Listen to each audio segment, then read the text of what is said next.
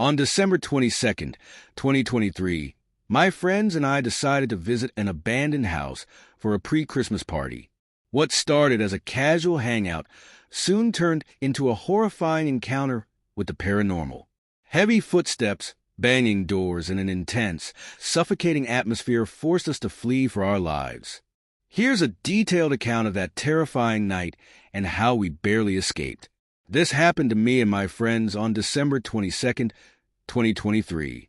Since we all had separate plans for Christmas and New Year's Eve, we decided to have our get-together a bit earlier.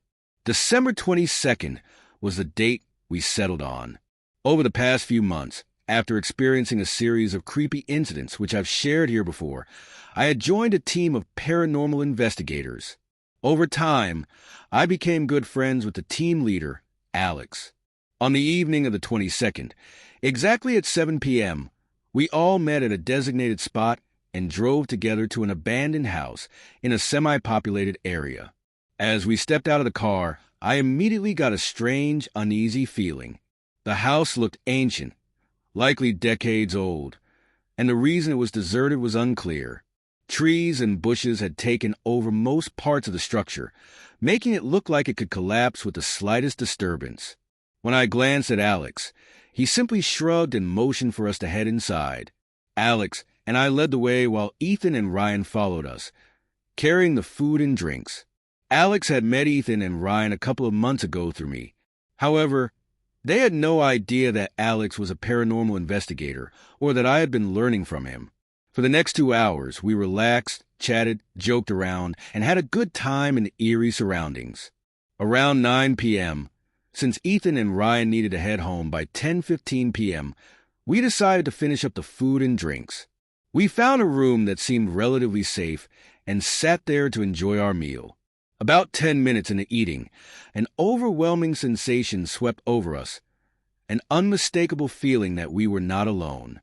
Alex and I immediately sensed it, and it became evident to Ethan and Ryan as well. We exchanged nervous glances, silently agreeing to stay calm no matter what. And then we heard it. Footsteps.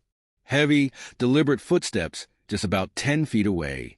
Alex subtly motioned for us to repack the food and keep the cigarettes close.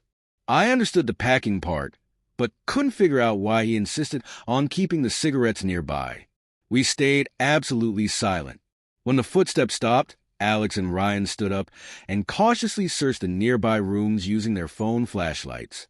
They found no one and returned to sit with us, whispering that we should wait a few minutes to see if anything happened. Ethan, however, was growing impatient. He felt like the night was being ruined and, in frustration, cursed loudly, mocking whoever might be there. We tried to calm him down, but he lashed out at us, calling us cowards. Still fuming, Ethan grabbed a small piece of chicken and threw it toward the area where the footsteps had come from. Alex was about to scold him when chaos erupted. Bricks, bamboo, and wooden planks scattered around the room began to fall, and the doors and windows started banging violently, as though someone or something was trying to break through. To make matters worse, the air in the room grew thick and heavy. It became difficult to breathe, and a suffocating pressure surrounded us. Ryan fainted, and Ethan started having a full-blown panic attack. Alex, and I knew we needed to get out immediately. It felt as though whatever was in that house wanted us gone, and Ethan's provocation had escalated things to an unbearable level. Without wasting a moment, Alex lifted Ryan onto his shoulders while I carried Ethan. It was a struggle to leave, but not in the physical sense. Something in that house seemed to resist our escape. Every step felt like wading through quicksand. Despite Alex's 5 years of experience in paranormal investigations, he was visibly shaken. Meanwhile, I prayed to my personal deity, chanting under my breath with every step. Eventually, we managed to reach the car, started it, and sped away without looking back. The ride home was eerily silent. None of us could muster the courage to discuss what had just happened. Even now, days later, we haven't talked about it.